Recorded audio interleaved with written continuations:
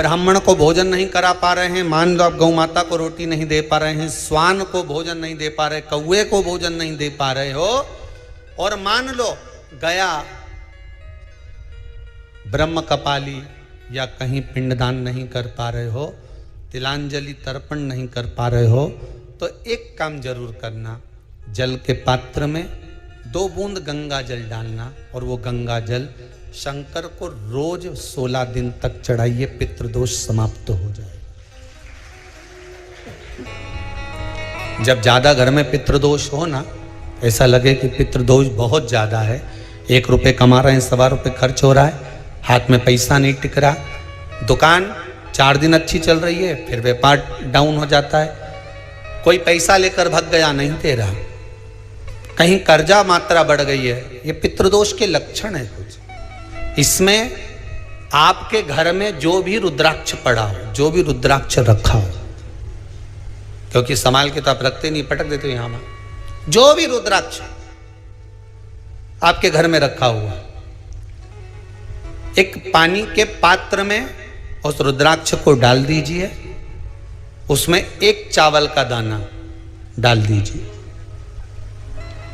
महाराज, परिंदा जहां होता है, मटका, हंडा या रसोई घर में आपका जो पानी भरने का स्थान होता है, जिसको आरो वारो क्या क्या लगा के रखते हो, उसी के कहीं पास में उस कलश को रख दीजिए, ऊपर से उसको ढक दीजिए। शाम के समय, सुबह रखा 10 बजे से 12 बजे के बीच में, शाम के समय प्रदोष काल में भगवान शंकर का नाम स्मरण कर कर, ओम नमः शिवाय बोलकर, श्री शिवाय नमस्तुभ्यम बोलकर, या महामृत्युंजय मंत्र का स्मरण कर कर, या गायत्री मंत्र का स्मरण कर कर, जो मंत्र आपकी बुद्धि में, विवेक में समाहित हो, उस मंत्र का नाम लेकर राम कृष्ण हरि जो बोल सकते हो, एक घी का दिया अवश्य प्रज्वलित करें, लंबी बाती का। कौन सी बाती का? फूल बत्ती का नहीं, गोल बत्ती का नहीं, लंबी बाती का लगा। बत्ती का मुख दक्षिण की ओर, कहां पर होना चाहिए? दक्षिण की ओर, ना पूरब, ना पश्चिम, ना उत्तर। बत्ती का मुख कहां हो? दक्षिण की ओर। जैसे श्राद्ध पक्ष में ब्राह्मण को जब भोजन कराते हैं तो ब्राह्मण का मुख श्राद्ध पक्ष के भोजन कराते समय अगर पूरब, पश्चिम और उत्तर का होता है तो श्राद्ध के भोजन का फल नहीं मिलता। उसका मुख दक्षिण का होता है तो हमारे घर के जितने भी पितर उस तिथि में गए होते हैं सबको उसका भाग मिल जाता है और पितृदोष समाप्त हो जाता है। इसलिए ब्राह्मण का मुख श्राद्ध पक्ष में भोजन कराते समय दक्षिण का होना चाहिए।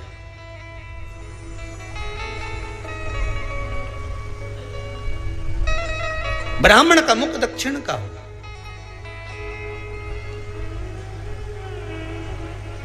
यहां तक शास्त्र कहता है महाराज, अगर गौ माता को श्राद्ध पक्ष में अगर भोजन दे रहे हो तो गाय का मुख अगर दक्षिण का है, गाय का, आपका मुख भले उत्तर का हो, गाय का मुख दक्षिण का हो, आपका मुख भले पूरा पश्चिम कहीं का, गाय का मुख अगर दक्षिण में है, अगर आपने दक्षिण में गाय को खड़ी कर रखा है और दक्षिण में उसका मुख और आप भोजन दे रहे हो तो शास्त्र कहता है कि किसी पिंड की जरूरत नहीं पड़ती, गाय स्वतः कल्याण कर देती है, गौ माता स्वतः कल्याण कर, दक्षिण मुखी हो।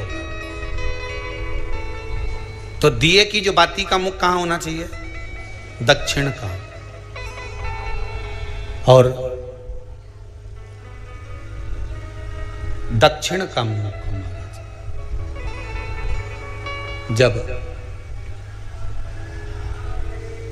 जब दक्षिण का मुख हो, दक्षिण की ओर बाती हो महाराज, तब दक्षिण की बाती जलाने के बाद में भगवान से वहीं पर प्रार्थना करें। जो कलश रखा है उसके ऊपर जो प्लेट रखी है, ढाका गया है, वहाँ अपना सीधा हाथ रखें और अपने पूर्वजों का, अपने पितरों का स्मरण करें कि मेरे धन को लेकर कोई चले गया, मेरा व्यापार ऐसा चल रहा है, मेरा घर में बच्चों का विवाह नहीं हो रहा, या घर में इतनी अशांति है या तकलीफ है या कष्ट है, ये सब का स्मरण कर कर उस कलश को रात्रि भर रखे रहने दें। सुबह स्नान आदि करने के बाद फिर एक घी का दिया दक्षिण की ओर लगाकर सुबह 10 बजे से 12 बजे के बीच में उस जल को शिव जी को समर्पित कर आ जाएं और वो रुद्राक्ष लेकर वापिस सजाएं। महाराज वापिस सजाइए, उस रुद्राक्ष को अपने घर में रख दीजिए। वर्ष भर वो रुद्राक्ष आपको कभी बीमारी से नहीं घिरने देगा, कभी किसी जगह खड्डे में नहीं जाने देगा, वो उन्नति की ओर ही बढ़ाएगा। भले कोई भी रुद्राक्ष हो, 1 मुखी से लेकर 14 मुखी, 20 मुखी, 18 मुखी, जो रुद्राक्ष आपके पास में, आप तो उसका स्मरण करिए। आप उसका स्मरण करें। आपको लगता है कहीं कहीं कि मेरे पितर मुझ पर क्रोध कर रहे हैं, आपको कभी कभी लगे कि मेरे ऊपर पितृ दोष लगा हुआ है या पितरों का श्राप लगा हुआ है, या हमारे यहाँ पर लोग अधोगति में ज़्यादा मर जाते हैं, हमारे यहाँ ये काम ज़्यादा हो जाता है, तो निवेदन है, श्राद्ध पक्ष चल रहा है, प्रयास करिएगा।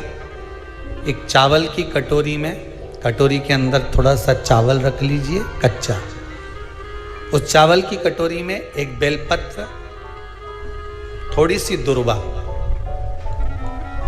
बांधकर पानी का मटका, परिंडा या जहां अपना रसोई घर में जल रखते हो, उस कटोरी को वहां पर 2 दिन 3 दिन तक रख दो। वैसे तो 16 दिन रखो ज़्यादा अच्छा था, पर जो दिन अपने को मालूम है 2-3 दिन उसको रख दीजिए।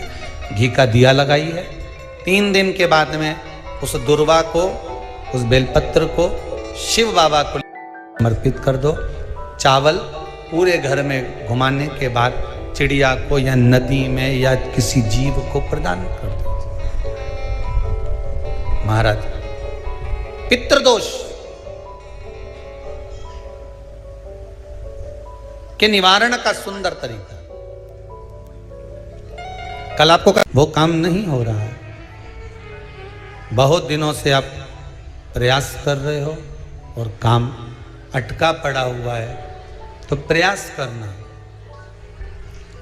जल के पात्र में थोड़ा सा शहद, गंगा जल उसमें डालकर, ये जो श्राद्ध पक्ष चल रहा है, जिस समय पर, जिस श्राद्ध पक्ष के अंतर्गत, श्राद्ध पक्ष में एक पात्र में जल लेकर उसमें थोड़ा सा शहद, गंगा जल डालकर भगवान शंकर को कुंदकेश्वर महादेव के नाम से, कौन से महादेव? कुंदकेश्वर, क्योंकि विदल और उत्पल इन दोनों असुरों ने, राक्षसों ने जब बहुत उपद्रव मचाया, अब ठीक है, जब बहुत उपद्रव मचाया, तब माता जगतजननी के कहने पर कुंदुक का प्रहार कर कर इन दोनों राक्षसों का संहार करा था। तो शिवजी का नाम कुंदकेश्वर पड़ गया था। क्या नाम पड़ा था? कुंदकेश्वर। कहते हैं बहुत बांधाओं में जब व्यक्ति पड़ जाता है, बहुत बांधाओं में जब व्यक्ति चला जाता है, कुछ ना कुछ समस्याओं में जब व्यक्ति फंसा रहता है, पड़ा रहता है, तो कुंदकेश्वर महादेव का स्मरण करना चाहिए। एक प्रयास और करना, छोटा सा प्रैक्टिकल करने में क्या जाता है। दुकान पर ग्राहक नहीं आ रहे ना, आधा घंटा हो गया कोई ग्राहक नजर नहीं आया, फालतू बैठे हो ना दुकान पर, जब ग्राहक नहीं आता तो फ्री हो, तो एक काम करो, कोई भी जरा सा हाथ में पानी लेकर कुंदकेश्वर महादेव के नाम से 51 बार, 21 बार बोलकर, 11 बार बोलकर वो पानी को दरवाजे पे छीट दो। आधा घंटा, ज़्यादा से ज़्यादा 20 मिनट, आधा घंटा 30 मिनट नहीं लगेंगे और ग्राहक प्रवेश करना प्रारंभ करें। प्रैक्टिकल करने में क्या जाए। अब ई में कहीं घटा तुम्हारा कि पानी घट गया, कि बोलने से, कुंदकेश्वर महादेव का नाम लेने से जीवान घट गई, कुछ घटा? फायदा तो तुम्हारा ही हुआ। कुंदकेश्वर का नाम। कोई काम अटक रहा है, शहद जल के पात्र में डालिए और थोड़ा सा गंगा जल डालकर इसी श्राद्ध पक्ष में किसी भी दिन जब तुम्हारा मन पड़े तब शंकर जी को समर्पित कर करो। पर साथ में एक लोटा पानी, एक कलश जल का अलग से लेकर जाओ। जब शहद का जल शंकर जी को समर्पित कर दो, उसके बाद सादा जल शंकर जी को अवश्य समर्पित करके। शहद का जल बांधाओं को हर लेता है, बांधा को हरता है। हम तो कई बार बच्चों से कहते हैं, अगर कोई बच्चा कंपटीशन एग्जाम में बैठ रहा है, इंटरव्यू दे रहा है या कोई एग्जाम में नहीं निकल रहा है, तो प्रयास करना बेलपत्री का जो बीच वाला पत्ता होता है, इस पत्ते पर शहद लगाकर हथेली में रखकर अंगूठे से इसको इस तरह से दबाकर शिव जी के कुंदकेश्वर महादेव का नाम लेकर अपनी मनोकामना कर कर शंकर भगवान का जो शिवलिंग है, उस शिवलिंग पर इस बेलपत्री के पत्ते को चिपका कर आ जा और एग्जाम देने जा। बाबा निपटे का सब काम कर। जिस बालक बालिका का जॉब नहीं लग रहा हो, सर्विस नहीं लग रही हो, नौकरी नहीं लग रही हो, जगह जगह पहले करते थे जॉब, अब छूट गई, 2 साल हो गए, 3 साल हो गए, सर्विस नहीं लग रही हो, बहुत प्रयास कर लिया हो, बहुत प्रयास, तो महाराज काली तिल्ली को पीस कर उसको जल के पात्र में डालकर अपने घर के मटका परिंडा, पितरों का जो स्थान होता है, जलाशय होता है, उसके पास में एक पात्र में रख दीजिए। बेलपत्री या बट का पेड़ या पीपल का पेड़, इस वृक्ष के नीचे एक रात्रि तक रखे रहने के बाद में दूसरे दिन अपनी कामना कर, जिनका जॉब नहीं लग रहा, सर्विस नहीं लग रही, नौकरी नहीं लग रही या कहीं उलझने उत्पन्न हो रही है, उस व्यक्ति को हाथ में ले जाकर उस पात्र का जल, 3 वृक्ष पितरों के तुल्य हैं। कल की कथा में कहा था, पहला बेलपत्री का, दूसरा पीपल का, तीसरा बड का, ये 3 पितरों के तुल्य हैं। इन 3 में से किसी भी वृक्ष के नीचे उस काली तिल के जल को समर्पित कर दीजिए। महाराज बाबा चाहेगा, भोलेनाथ जी चाहेगा तो 3 महीने में कहीं ना कहीं योग बना ही देगा, ये पक्का। बाबा पर विश्वास रखो, शंकर भगवान पर भरोसा विश्वास रखकर आप कार्य करेंगे, क्यों ना हो।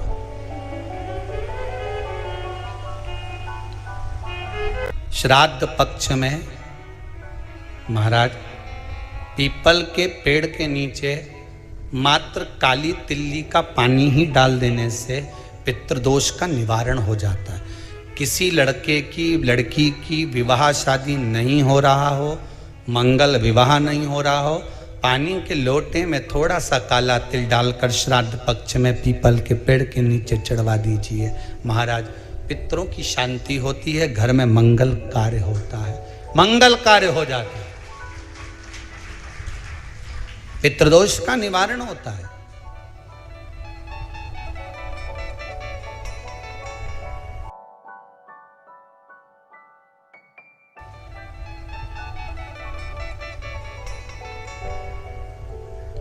बहुत रोग घिर गया, ऐसा लग रहा है कि बहुत बड़ी बीमारी शरीर में आ गई है, वो मिट नहीं रही, बीमारी बहुत बड़ी है, नहीं जा रही। सरसों का फूल भगवान शंकर को चढ़ाना प्रारंभ कर दो। सरसों तो आप अपने घर के अंदर भी बो सकते हो, उसमें पीला फूल ही जाता है, शिव जी को चढ़ाना चालू कर दो, बीमारी समाप्त होना प्रारंभ। शिव को समर्पित किया गया एक एक भाग, एक एक भाग। महाराज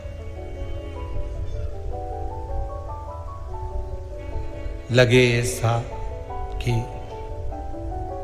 घर में शांति नहीं है, सुख लक्ष्मी तो है, परिवार भी छोटा है पर शांति नहीं। जब देखो जब किसी ना किसी का मुंह चलता रहे, क्रोध में बोलते रहें, शब्दों के तीर चलते रहें, शांति नहीं है। प्रयास करिए। श्राद्ध पक्ष में जिस समय पर ब्राह्मण को भोजन करने के लिए बिठाएं, या श्राद्ध पक्ष के अंतर्गत ब्राह्मण जब घर में भोजन ग्रहण कर रहा हो, उस समय पर थोड़ा सा कोई सुगंधित पदार्थ, इत्र आदि, पानी के मटके के पास, परिंडे के पास में, जलाशय के पास में उस इत्र को थोड़ा सा कोई रुई में रखकर छोड़ दीजिए। घर में कभी क्लेश नहीं हो सकता, शांत का माहौल हो जाए। पितृपक्ष में किया जाता, पितृपक्ष। और एक बात और अच्छे से ध्यान रखिएगा, आप ब्राह्मण को भोजन कराएं ना कराएं, आपने धूप छोड़ी ना छोड़ी वो पता नहीं, गाय को रोटी दी ना दी, स्वान को भोजन दिया ना दिया, कौवे को भोजन दिया ना दिया, चलेगा। पर जिस दिन अमावस्या के दिन पितृपक्ष समाप्त हो, उस दिन प्रदोष काल में, प्रदोष के समय पर, प्रदोष काल में शाम के समय पर जाकर किसी भी नदी, तालाब, बावड़ी, कुआं, कहीं ना कहीं जो आपके पास में हो, वहां पर एक घी का दिया, बत्ती का मुंह दक्षिण की ओर कर कर अवश्य जला कर जाना। सारे पितृदोष समाप्त हो जाएगा, सारा पितृदोष समाप्त। अमावस्या के दिन किसी भी जलाशय के पास में, नदी, तालाब, बावड़ी, कुआं, जो आपके शहर में, आपके गांव में, आपके नगर में हो, वहां जाकर लगा दे। अगर नदी, तालाब, बावड़ी, कुआं नहीं है तो पीपल का वृक्ष हो या बेलपत्री का वृक्ष हो या बट का वृक्ष हो, उसके नीचे लगा दो प्रदोष काल में। पर अमावस्या के दिन लगाएं जरूर। क्यों? क्योंकि अमावस्या 16 दिन तक पितृ मृत्यु लोक में आने के बाद में भोजन ग्रहण करते हैं। अमावस्या के दिन पितृ शाम के समय प्रदोष काल में शंकर भगवान का नाम जाप कर कर नदी, तालाब, बावड़ी पर पानी पीने जाते हैं। वहां से जल का आचमन कर कर पितृ अपने लोक को चले जाते हैं प्रदोष काल के समय पर। इसलिए प्रदोष काल में जलाशय के पास में, बावड़ी, कुआं, नदी, तालाब के किनारे पर दिया लगाया जाता है दक्षिण की ओर मुख कर कर बत्ती का। तो पितृ आशीर्वाद देते हुए जाते हैं कि फलो फूलो, आगे बढ़ो, उन्नति करो, तरक्की करो। ये पितरों का आशीर्वाद रहता है, पितरों का वर रहता है। आप देंगे उसको मिलेगा, कुछ करा ना करा। फिर अमावस्या के दिन, जिस दिन पितृपक्ष समाप्त हो, उस दिन दिया दक्षिण की ओर बाती का मुख कर कर लगा। महाराज एक बात बहुत अच्छे से समझ लीजिए, जिसके घर में क्लेश होता हो, अशांति रहती हो, क्लेश रहता हो, या छोटी छोटी बात पर विवाद चालू हो जाता हो, या पति पत्नी में, परिवार में, सास बहू आदि कादिक में कहीं ना कहीं कुछ अगर विवाद रहता हो, तो शास्त्र कहता है ऐसा बेलपत्री की डंडी रहती है ना, बहुत ध्यान दीजिएगा महाराज। श्राद्ध पक्ष की कथा चल रही है, शिव महापुराण आज विराम की ओर है, ध्यान दीजिएगा। जैसे ये बेलपत्री की जो डंडी होती है, डंडी का जो भाग होता है बेलपत्री की, ऐसा बेलपत्री की 7 भाग ले लो, मतलब बेलपत्री 7 ले लीजिए। 7 बेलपत्र लेकर कच्चा जो सूत होता है ना, कच्चा सूत जो जानते पेड़ पौधे में माताएं लपेटती हैं, धागा जो होता है ना सफ़ेद कलर का कच्चा धागा, जो बड़ में, पीपल में और आंवला आदि में लपेटा जाता है, कच्चा सूत, उसको शंकर भगवान और माता पार्वती का स्मरण कर कर नंदी के, जो नंदी होता है, नंदी के राइट भाग में, नंदी का एक पांव ऊंचा होता है, आपने देखा होगा आगे का पांव ऊंचा होता है, बैठते समय नंदी का एक पांव ऊंचा है, एक पांव नीचे की हो जाता है। तो नंदी का जहां पांव ऊंचा है, उस ऊंचे पांव के पास में बैठना है। कच्चे सूत पर उस बेलपत्री के जो 7 गुच्छ हैं, 7 जो बेलपत्री के भाग हैं, 7 बेलपत्री हैं, उसको अपना नाम गोत्र स्मरण कर कर उस कच्चे सूत को लपेटना है। महाराज लाल कलर का चंदन उस बेलपत्री के पत्ते में जो अग्रभाग होता है, सबसे आगे का भाग, सातों में लाल चंदन लगाना है। महाराज उस चंदन को लगाकर आप प्रदोष के दिन, प्रदोष काल में शंकर भगवान को समर्पित अगर करते हैं तो जिस घर का गोत्र बोला है उस घर में कभी क्लेश नहीं हो सकता, वो शांति का अनुभव कर, उसमें क्लेश नहीं हो सकता। एक धागा होता है पक्का धागा, एक धागा होता है कच्चा धागा। बहुत ध्यान दीजिएगा महाराज, पक्के धागे से नहीं लपेटना सफेद। कच्चा जो धागा पीपल में, बड़ में या आंवला आदि में जो हम लोग लपेटते हैं पूजन करते समय, वो कच्चा धागा। और एक बात और आपको कहने, ध्यान दीजिएगा, अगर मान लो किसी पति पत्नी का तलाक तक की नौबत हो गई और तलाक नहीं कराना है, आपस में वापिस प्रेम बढ़ जाए, छोरी वापिस घर में रहे, बेटा उसको रखे, बहू रहे, आपस में प्रेम बढ़े, वो भले मायके चली गई हो, वो भले लड़का छोड़कर चले गया हो, अकेली रह रही हो और चाहती है कि मैं पति के साथ रहना है, तलाक नहीं होना चाहिए, हम दोनों में प्रेम रहे, वो संभाले मेरे को भी और मैं भी आदर करूं, वो भी आदर करे।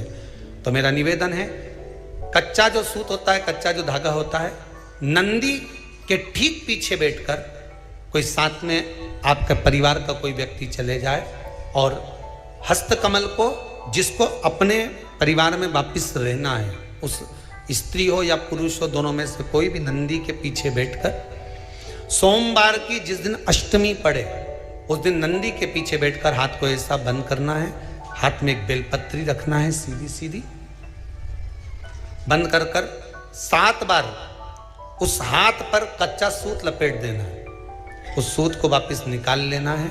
बेलपत्री के साथ, बेलपत्री के साथ में, और बेलपत्री को तो अपने पास में रखना। सबसे पहले माता पार्वती का जो हस्तकमल ऐसा होता है शिव मंदिर में, उस हस्तकमल में वो सूत जो आपके हाथ से निकला है वो उसमें डाल देना है, माँ जगत जननी से प्रार्थना कर कर, और जो बेलपत्री आपने संबंध को जोड़ने के लिए अपने हाथ में ली है वो शंकर भगवान के कटी भाग में, फिर निवेदन करूंगा कटी भाग को समझ लीजिए। ये शिवलिंग रखा है, जहां पर शंकर भगवान का शिवलिंग, माता पार्वती जी के हस्त कमल पर जो शिवलिंग रखा है, ये भाग कटी भाग कहलाता है। इस जगह पर जहां शंकर और पार्वती का मिलन हुआ है, उस जगह पर उस बेलपत्री को रख देना है। महाराज ज्यादा से ज्यादा 3-4 महीने लगते हैं, दोनों में वापिस प्रेम बढ़ जाता है, दोनों एक हो जाते हैं। तलाक तक बात चल भी रही हो तो वो तलाक समाप्त हो जाता है। प्रेम, करुणा, आसक्ति, स्नेह बढ़ जाता है। संबंध टूटने की कतार पर एक बार माता पार्वती को समर्पित तो करो अपना संबंध कि मां अब तुझे नहीं भाना। माना मैंने अपशब्द कह दिया होगा, माना मेरी गलती होगी, थोड़ी गलती उनकी भी होगी, पर दोनों की गलती है मां, अब इस संबंध को तुझे निभाना। जब कच्चा सूत माता के हाथ में रखो तब माता को विनती करना, इस संबंध की डोरी अब तेरे को दे दी। दीन बंधु दीनानाथ मेरी डोरी तेरे हाथ, अब यह डोरी मैंने तुमको दे दी है, अब यह संबंध आपको निभाना है, अब यह संबंध मेरा है।